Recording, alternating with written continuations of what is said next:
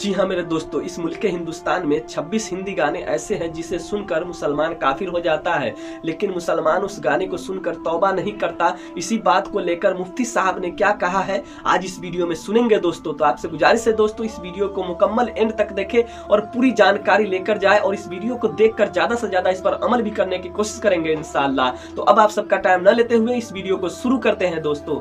26 ऐसे गाने जो आपको काफिर बना देंगे, और आम तौर से लोग इन गानों को सुनते हैं और उन्हें पता भी नहीं होता कि ये गाना सुनने की वजह से उस इंसान का इस्लाम से ताल्लुक़ ख़त्म हो गया, वो इंसान काफिर बन गया। क्योंकि जिन गानों में शिरक होता है और इंसान उसको अगर सुनता है और तौबा नहीं करता है, या वो उसको सुनने के बाद उसको दिलो दिमाग में उतार लेता है, तो वो बंदा इस्लाम से उसका ताल्लुक़ ख़त्म हो जाता है, वो इंसान काफिर बन जाता है। तो इसलिए उन गानों की कुछ लिस्ट मेरे पास है, मैं वो आप लोगों को इसलिए बता रहा हूं ताकि आसानी हो जाए और इस तरह के गाने सुनने से आप लोग बच सके।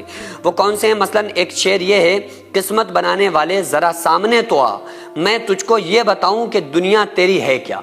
तो ये चूंकि अल्लाह तबारक व तआला के ऊपर एक बहतान बांधा जा रहा है कि उसकी किस्मत में खलल पैदा किया जा रहा है, तो ये शिरक है। इसको अगर कोई इंसान दिमाग में सोच कर और ये अकीदा बना ले तो ना तो वो इंसान काफिर हो जाएगा, उसका अल्लाह तबारक व तआला के ऊपर से एतमाद ही हट जाएगा और वो इंसान काफिर हो जाएगा। उसके अलावा एक सॉन्ग का एक शेर है, मैं प्यार का पुजारी, मुझे प्यार चाहिए, रब जैसा ही मुझे सुंदर यार चाहिए। अब बताओ, खालिक है, खालिक मखलूक खालिक के बराबर कभी नहीं हो सकती। ये अगर कोई बंदा गाना गा रहा है अकीदे के साथ, तो वो इंसान काफिर हो जाएगा, उस इंसान का इस्लाम से ताल्लुक़ ख़त्म हो जाएगा। इसी तरह से एक गाना है, रखूँगा तुम्हें धड़कनों में बसा के, तुम्हें चाहूँगा खुदा में बना के, अस्तगफिरुल्लाह। अल्लाह तो अल्लाह है, अल्लाह और बंदे में यही फ़र्क है कि अल्लाह ताला से मोहब्बत की जाए। कुरान में युहिब्बूनहुम कहुब्बिल्लाह वल्लज़ीना आमनू अशद्दु हुब्बन लिल्लाह, कि बाज़ लोग ऐसे हैं जो गैर खुदा को शरीक खुदा बनाते हैं और उनसे खुदा जैसी मोहब्बत रखते हैं, लेकिन जो ईमान वाले हैं वो सबसे ज़्यादा खुदा ही के दोस्तदार हैं। तो ये अगर कोई इंसान गाना गाता है, सुनता है, तो उस इंसान के इस्लाम से ताल्लुक़ ख़त्म हो जाता है। इसी तरह, जब से तेरे ऐना मेरे ऐनों से लागे रे, तब से दीवाना हुआ सबसे बेगाना हुआ, रब भी दीवाना लागे रे, अस्तगफिरुल्लाह। यानी रब भी दीवाना लगे, यानी इश्क और माशूकी में इंसान इतना आगे बढ़ गया है कि वो उसे ये भी ख्याल नहीं रहा कि अल्लाह कौन है। अल्लाह खालिक है, मालिक है, राज़िक है, सबको पालने वाला है, पैदा करने वाला है।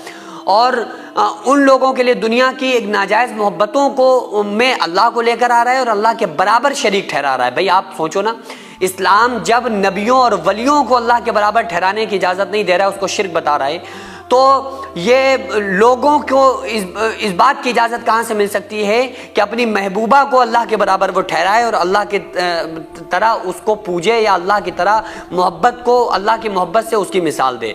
तो ये इस तरह के सॉन्ग सुनने वाला इंसान काफिर हो जाता है इस्लाम की नज़र में। इसी तरह, हर दुख को है गले लगाया, हर मुश्किल में साथ निभाया, उनकी क्या तारीफ करूं, फुर्सत से है रब ने बनाया। अल्लाह तो कह रहा है, इदा क़ज़ा अमरन फ़इन्नमा यक़ूलु लहू कुन फ़यकून। आमतौर से लोग ये भी जुमला बोलते थे ना कि अल्लाह ने बड़ी फुर्सत से बनाया है। तो ये अल्लाह तो का, जब अल्लाह ताला किसी चीज़ का इरादा करता है तो कहता हो जा, और वो हो जाता है। तो अल्लाह ताला ने किसी को फुर्सत में नहीं बनाया, अल्लाह ने तो बस अपने अम्र के ज़रिए, हुक्म के ज़रिए पूरी कायनात को बना दिया। तो ये हगने मूतने वाली औरत को अल्लाह ने भी वैसे ही बनाया, हगने मूतने वाले मर्द को भी वैसे ही बनाया।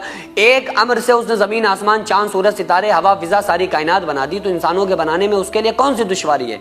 तो अल्लाह ताला ने किसी को फुर्सत में बैठ के नहीं बनाया, बल्कि अल्लाह ताला ने सबको अपने हुक्म से बनाया। ठीक है। उसके अलावा, मुझे बताओ जहां के मालिक ये क्या नज़ारा दिखा रहा है, तेरे समंदर में क्या कमी थी वो आज मुझको रुला रहा है। अब यानी कि वो इंसान अपने इश्क के लिए वो कह रहा है कि मुझे तेरे समंदर में क्या कमी थी जो मुझे रुला रहा है। तो अल्लाह ताला के ना समंदर में कमी है, ना अल्लाह ताला के ख़जानों में कमी है, ये तुम्हारी अक्ल में कमी है जो इस तरह के गाने सुनकर अपने ईमान को आप ख़राब कर रहे हैं। उसके अलावा رب نے مجھ پہ ستم کیا ہے، زمانے کا غم مجھے دیا ہے۔ استغفراللہ، یہ اللہ تعالیٰ کو اس میں ظالم ٹھہرایا گیا ہے، اس لیے اس طرح کے گانے سننے سے پرہیز کرنا چاہیے ورنہ انسان کافر ہو جائے گا۔ اس کے علاوہ حسینوں کو آتے ہیں کیا کیا بہانے، خدا بھی نہ جانے تو ہم کیسے جانیں۔ استغفراللہ، اللہ کو ہر چیز کا علم ہے، اللہ تعالیٰ علام الغیوب ہے، اور اس کڑی میں اللہ کے علم کے اوپر شک ہے، اس لیے یہ گانے پر عقیدہ رکھنے والا انسان کافر ہو جائے گا۔ اس کے علاوہ دنیا بنانے والے کیا تیرے من میں سمائی، تو نے کاہے کو دنیا بنائی، یہ اللہ تبارک و تعالیٰ کے پر اعتراض ہے، اس لیے یہ گانا جو ہے یہ کفر ہے۔